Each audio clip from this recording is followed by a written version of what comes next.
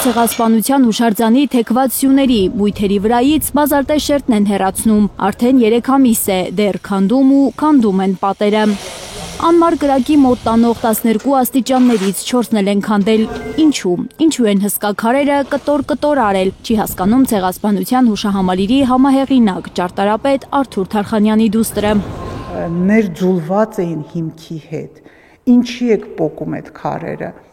Անահիտ Թարխանյանը համոզված է, նորոգումը սկսելուց առաջ ճիշտ ուսումնասիրություն անելու դեպքում հնարավոր էր պարզել, թե ինչու են աղակալում, թրջվում մույթերը, կարիք չկար քանդել դրանք։ Հետազոտություններ կան, որոնք որ թույլ են տալիս առանց շենքը վնասելու, առանց շենքի քարերը շարժելու, հասկանալ ինչ է կատարվում քարից այն կողմ։ Եվ ինձ համար ծիծաղելի է, մենք քարը մոտ 30 սանտիմետր պոկում ենք, մնացորդը քարի մնում է երկաթբետոնի մույթի միջուկի մեջ, որ հետո նորից մի հատ բերենք բարակ սալ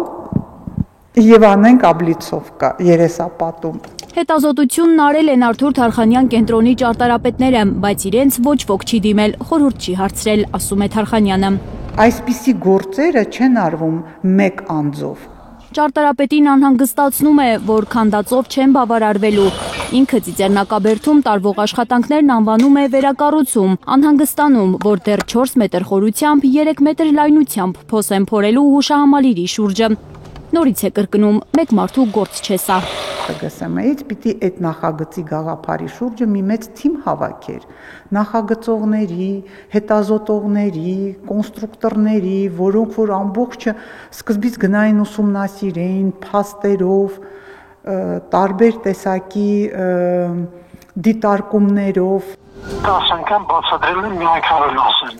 Ցեղասպանության հուշակոթողի համահեղինակ Սաշուր Քալաշյանը, որ հերքում է աշխատանքային խումբը լքելու մասին լուրերը, բացատրում է 4 մետր խորությամբ փոսը, որը Անահիտ Թարխանյանը հրամատ է անվանում, փորելու են մույթերի հիմքերին հասնելու համար, հենց այնտեղ է թաքնված խնդիրը։ Անձրևաջրերը ճաքած պատերի արանքով լցվում են թեքված սյուների տակ, փլուզման վտանգ ստեղծում, իսկ փոսի լայնությունը ոչ թե 3, այլ 1.5 մետր է լինելու։ Քանի որ նրա հատակը ցավը չէ, դուք աշաներով իջնում եք ներքև, չէ։ Գերնի տակի ջրերի համար, նա մեջքի ջրերի համար։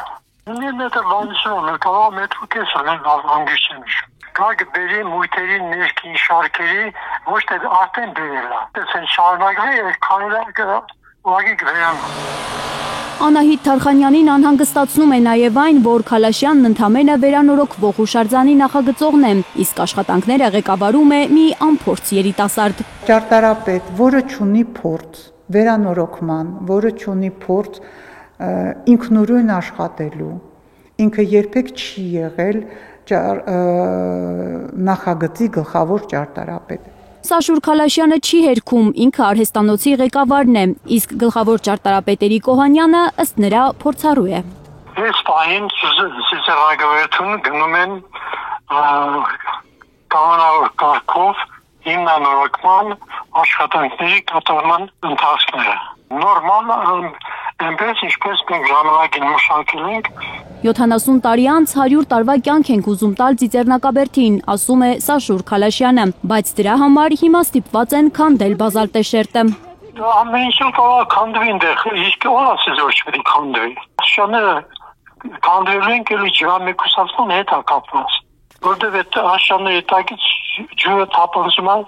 մույթերի տակը։ Նորից է ցրում մտահոգությունները, թե 2026 թվականի ապրիլի 24-ին հնարավոր չի լինելու մոտենալ անմար կրակին։ Այսօրվա քանդածը մինչև հաջորդ ապրիլ կկառուցեն ու միայն ապրիլի 24-ից հետո կսկսեն մյուս սյուները քանդել։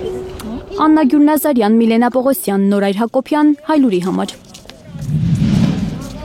Հայաստանում ու աշխարհում տեղի ունեցող իրադարձությունների մասին առաջինն իմանալու համար բաժանորդագրվեք մեր ալիքին, սեղմեք զանգակը, որ բաց չթողնեք ամենահրատապը, կարևորն ու հետաքրքիրը։